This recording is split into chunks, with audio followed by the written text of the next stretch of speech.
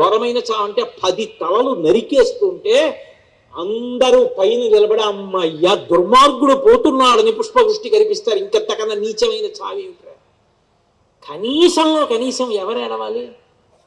ఇల్లాలు ఏడవాలి. ఆయన చచ్చిపోయాడు. నీ ఇల్లాలు కూడా ఏడవదురా, నిన్ను నింద చేస్తుంది. ఆ పరిస్థితి తెచ్చుకోగలగాడు. ఇంద్రియములను తిప్పు, లేకపోతే సర్వనాశనం అయిపోతా ఉంది. అదే జరిగింది. రావణ వధైపోయిన తర్వాత పట్టమహిషి అని మండోదరికి కబురు చేశారు. పల్లకీలో వచ్చింది యుద్ధభూమికి. అందరూ అనుకున్నారు రాముణ్ణి నిందిస్తుంది అనుకున్నారు. ఆమె చిన్నగా రావణాసుడి దగ్గరికి వెళ్ళింది.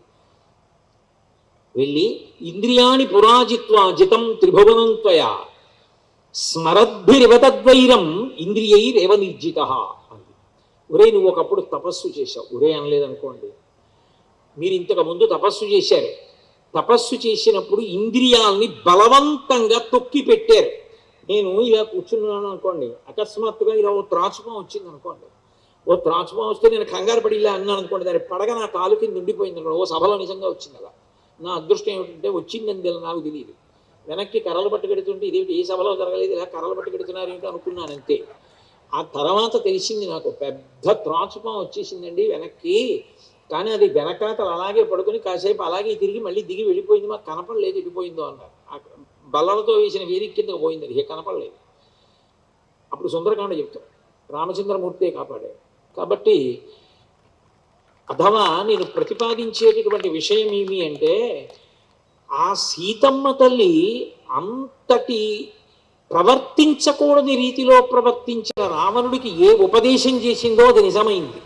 వచ్చినటువంటి ఆ మండోదరి, నువ్వు తపస్సు చేసినప్పుడు ఇంద్రియాల్ని బలవంతంగా నిగ్రహించావు. ఇంద్రియాని బలిష్టాని నయుక్తాని మానద అపక్వస్య ప్రకుర్వంతి వికారాం స్థాననేకశ అంటాడు వ్యాసుడు దేవీ భాగవతంలో.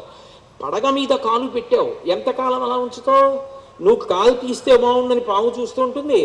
పాము నీ కాలు కింద కదలకుండా అలా ఉండిపోయి ప్రాణం వదిలేస్తే బాగుండని నువ్వు అనుకుంటావు. ఎప్పుడోప్పుడు కాలు ఎత్తుతావు, దాని మొదటి లక్ష్యం నీ కాలుని కాటేసి వెళ్ళడమే.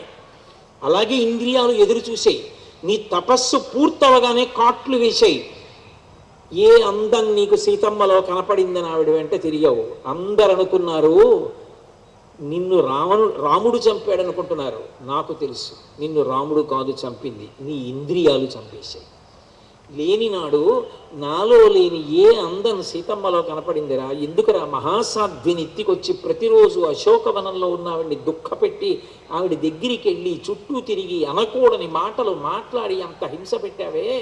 ఆనాడే చెప్పిందే నువ్వు ఎక్కడికి వెడితే నీ పాపం పోతుందిరా అని అడిగింది. ఆ పాపం కట్టి కుడిపింది. రాముడు కాదు, నీ ఇంద్రియాలు ఇది చంపేసేయండి. అంతకన్నా ఏం కావాలి? ఒక మనిషి జీవితంలో ఎన్ని జన్మలెత్తినా ఆయనే నా భర్త కావాలనిపించుకున్న వాడెవడో వాడి జన్మ ధన్యం. తప్ప అమ్మయ్య పాపాత్ముడు వెళ్ళిపోయాడని భార్య కూడా లోపలికి వెళ్ళి ఎవరూ చూడకుండా దండం పెడితే ఇంకంతకన్నా అన్యాయమైనటువంటి విషయం ఏముంటుంది? ఎంత నేను సుఖపడ్డానని వాడు అనుకుంటే మాత్రం ఏం ప్రయోజనం?